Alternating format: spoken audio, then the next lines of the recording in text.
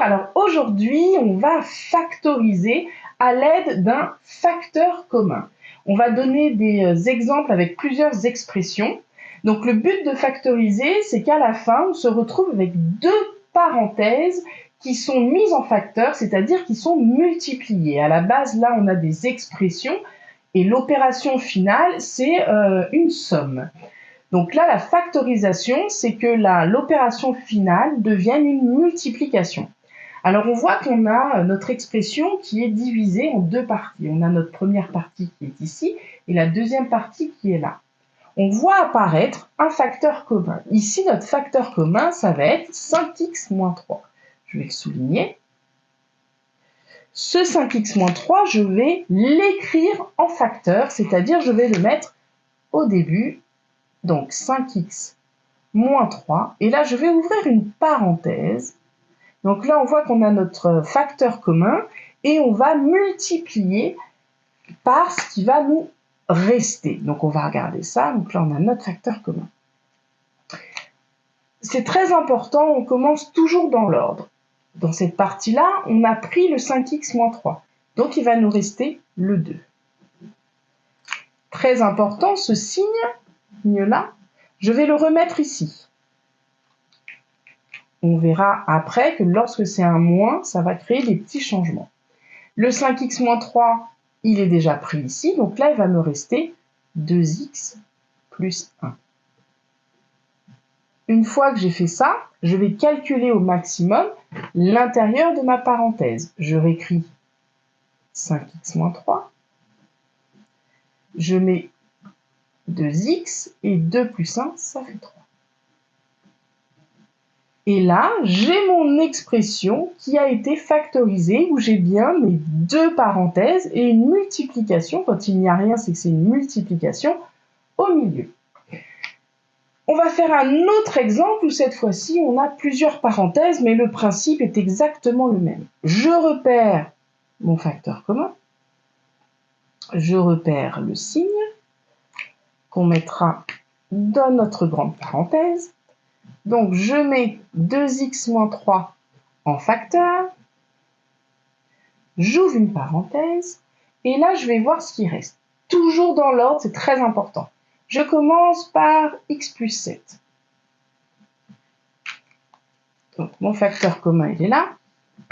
Le moins qui est là, je vais le mettre ici. Mais attention, là, en prenant ce qui me reste, c'est-à-dire 5x plus 2, je vais devoir faire très attention parce que le moins qui est là va venir changer les signes de mon 5x plus 2. Alors, soit je fais une étape intermédiaire où je mets moins, j'ouvre la parenthèse, j'écris 5x plus 2.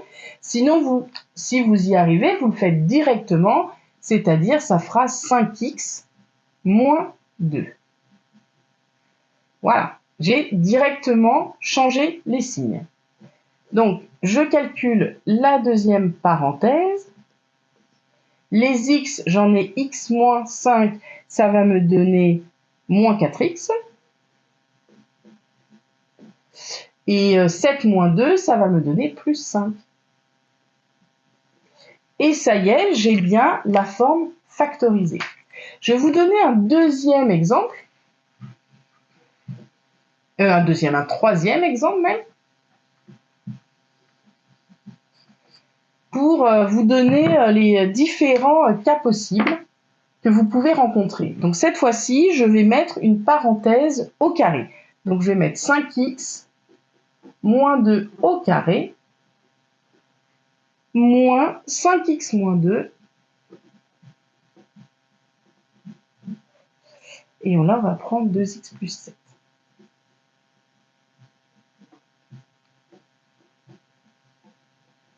Comme tout à l'heure, je vais repérer mon facteur commun dans cette partie-là et dans cette partie-là. 5x moins 2. Donc, je l'écris en facteur. 5x moins 2. J'ouvre une grande parenthèse. Et là, je vais regarder ce qui me reste ici. Donc, j'ai pris un 5x moins 2, mais attention, c'était mis au carré. Donc, ça veut dire que j'en ai un autre. Donc, je dois le remettre impérativement ici et dans le bon ordre. Parce que le moins qui est là, va venir changer les signes de cette parenthèse-là. Donc, ça fera 2x moins 7. Je vais calculer la deuxième parenthèse. 5x moins 2x, ça va nous faire 3x. Et moins 2 moins 7, ça va nous faire moins 9. Donc, on n'oublie pas, quand il y a un carré, on doit réécrire notre petite expression qui est là. Donc, première étape, je repère le facteur commun. Je le mets en facteur, c'est-à-dire au tout début du calcul. J'ouvre une parenthèse, je ne mets aucun signe, mais finalement c'est une multiplication. Et dans la parenthèse, je remets bien dans l'ordre ce qu'il me reste. J'espère que vous avez bien compris. On a vu différentes expressions pour que vous ayez plusieurs exemples.